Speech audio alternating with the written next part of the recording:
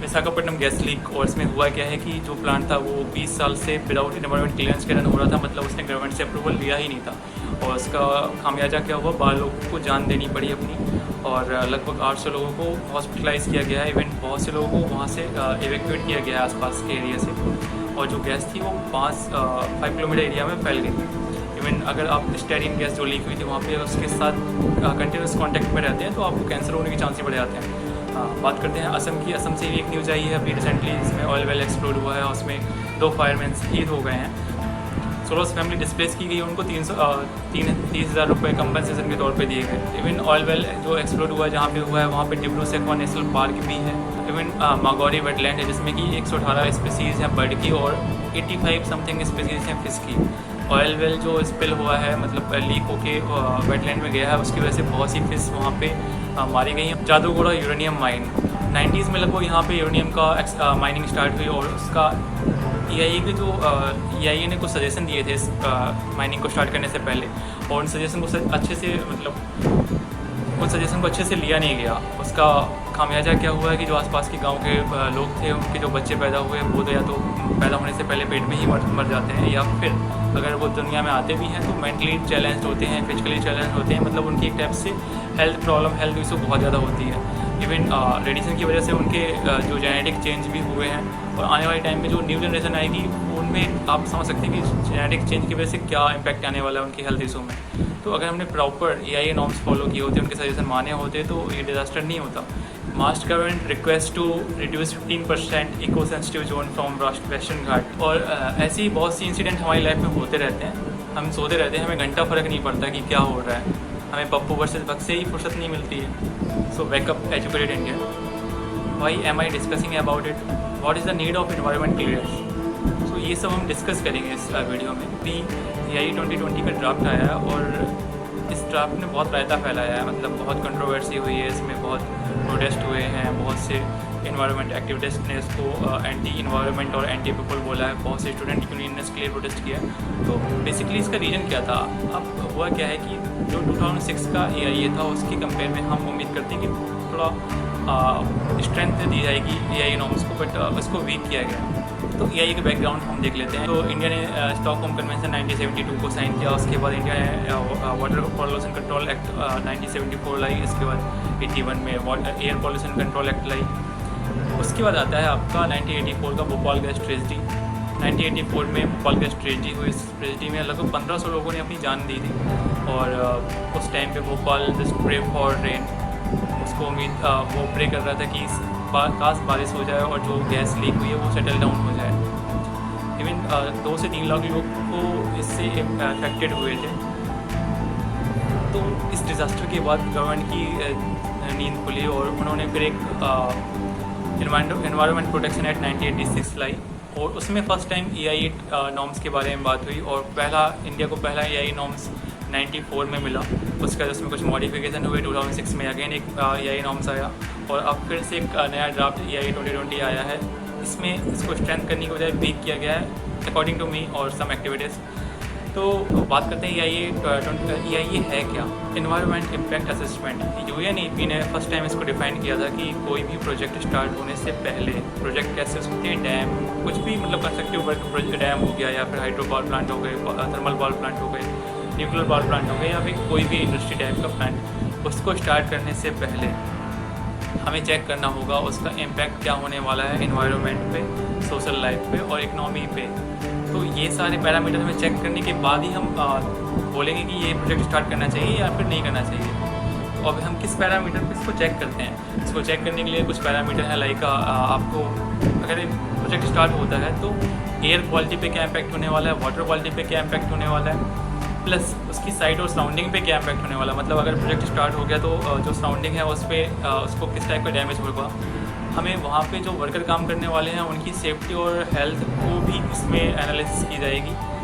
Plus अगर suppose कोई raw material वहाँ से हम माइनिंग का है प्लांट, तो अगर वहाँ पे माइनिंग हो रही है तो हमें देखना होगा कि माइनिंग में किस टाइप का रॉ मटेरियल मिल रहा है। सपोज़ कोई हैजार्डस मटेरियल मिल रहा है, तो रेडियोएक्टिव मटेरियल निकाल रहे हैं हम, तो हमें उसका प्रॉपर ट्रांसपोर्ट होना चाहिए, और अगर कुछ वेस्ट मटेरियल है उसका प्रॉपर डिस्पोज भी होना चाहिए। तो ये सारी चीज़ें हम इस असेसमेंट के थ्रू चेक करते हैं कोई भी प्रोजेक्ट स्टार्ट होने से पहले। अब ये असेसमेंट होता कैसे है, इसके लिए एक अप्रेजल कमेटी बनाई जाती है जिसमें कुछ साइंटिस्ट होते हैं और कुछ प्रोजेक्ट एक्सपर्ट होते हैं जो कि जो पैरामीटर मैंने बताए हैं उसके बेसिस पे किसी प्रोजेक्ट को जज करते हैं और उसकी प्रीलिमिनरी रिपोर्ट तैयार करते हैं और इस रिपोर्ट को पब्लिक डोमेन में रखा जाता है। अब पब्लिक डोमेन में रखने का फ़ायदा क्या है कि जो मोस्ट अफेक्टेड लोग हैं, जो आसपास जो जहाँ पे प्लांट लगने वाला है वहाँ पे जो लोग रहने वाले हैं उन पे क्या इसका इम्पैक्ट आएगा, वो अपने सजेशन और अपने ऑब्जेक्शन अप्रेजल कमेटी को देंगे और अप्रेजल कमेटी फाइनल रिपोर्ट फिर तैयार करेगी और उस फाइनल रिपोर्ट को फॉरेस्ट मिनिस्ट्री को देंगे और वो उस पर अप्रूवल लेंगे कि क्या ये प्रोजेक्ट स्टार्ट करना चाहिए या फिर नहीं करना चाहिए। अब मैं बात करता हूँ कि जो कंट्रोवर्सी हुई है वो क्यों हुई है और मेरे इसमें क्या ऑब्जेक्शन है।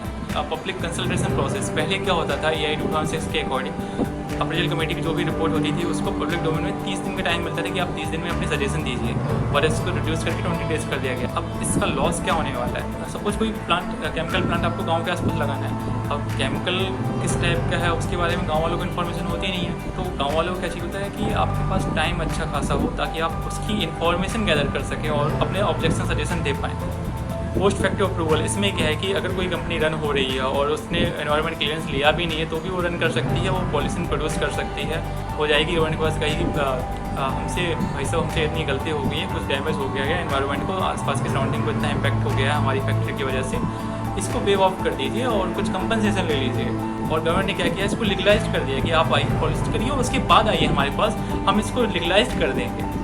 और कंपनसेशन के तौर पे क्या लिया गया आपसे, ओनली 2000 से लेकर 10,000 रुपये पर डे के हिसाब से लिए गए। किसी कंपनी का टर्नओवर लगभग लाखों में है तो उसके लिए 2000 या 10,000 रुपये क्या मैटर करते हैं पर डे का, है ना। तो आपने मतलब EIA का जो प्रिकॉशनरी प्रिंसिपल होता है, जो बेसिक जिस पे EIA डिफाइन किया गया है उसको वॉयलेट किया है इस ड्राफ्ट में।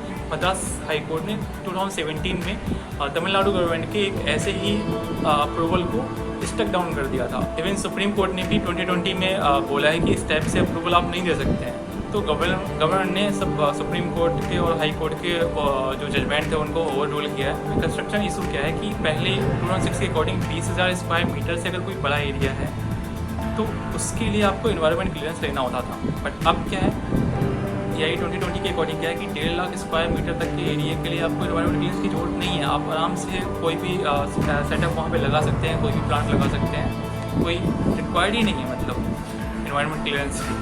और आप समझ सकते हैं कि 1.5 लाख स्क्वायर मीटर बहुत बड़ा एरिया होता है, इसमें एयरपोर्ट के 3 से 4 टर्मिनल आ जाएंगे। पब्लिक कंप्लेन इशू, इसमें क्या है कि पहले EIA 2006 के अकॉर्डिंग क्या था कि पब्लिक भी अपनी कंप्लेन दर्ज करती थी अगर उसके आसपास की सराउंडिंग में कोई फैक्ट्री मतलब इन्वायरमेंट के लॉ को वायलेट करती है। बट अब क्या है, अब कंप्लेन दर्ज करने वाले या तो गवर्नमेंट अथॉरिटी हो सकती है या फिर कंपनी खुद ही अपनी कंप्लेन दर्ज कराएगी। आप समझ सकते हैं, क्या कोई कंपनी खुद ही अपनी कंप्लेन दर्ज कराएगी कि मैंने इन्वायरमेंट को जो डैमेज किया है या डैमेज कर रही है, कोई कंपनी नहीं कराएगी।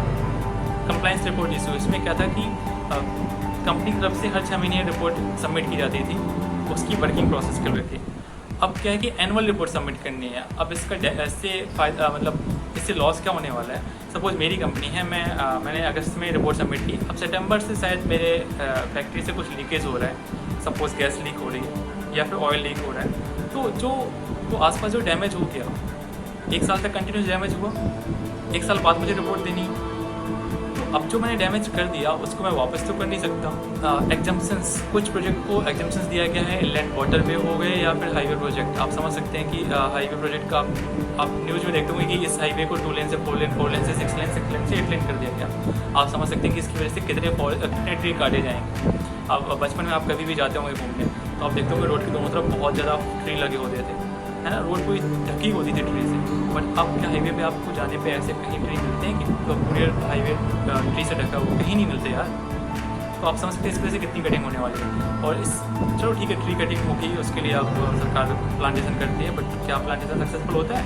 कहीं नहीं होता, लाखों में पेड़ लगते हैं, बट उन लाखों में 1-2 पेड़ ही मतलब सर्वाइव कर पाते हैं। अब इसमें जो इसका पॉइंट वो क्या है, हाईवे और इनलैंड वाटरवे को एक्सक्लूड किया गया है पब्लिक कंसल्टेशन से। अब पब्लिक अपनी उसमें ओपिनियन नहीं दे पाएगी, उसके लिए गवर्नमेंट अप्रूवल ही नहीं लेगी। अब पब्लिक स्ट्रेटजिक वर्ड, एक EIA 2006 में जो स्ट्रेटजिक वर्ड था उसका मीनिंग था कोई भी प्रोजेक्ट जो डिफेंस से रिलेटेड है उसको पब्लिक डोमेन से बाहर रखा जाएगा, मतलब पब्लिक आपके पास हो उस प्रोजेक्ट से रिलेटेड कोई भी इंफॉर्मेशन नहीं दी जाएगी।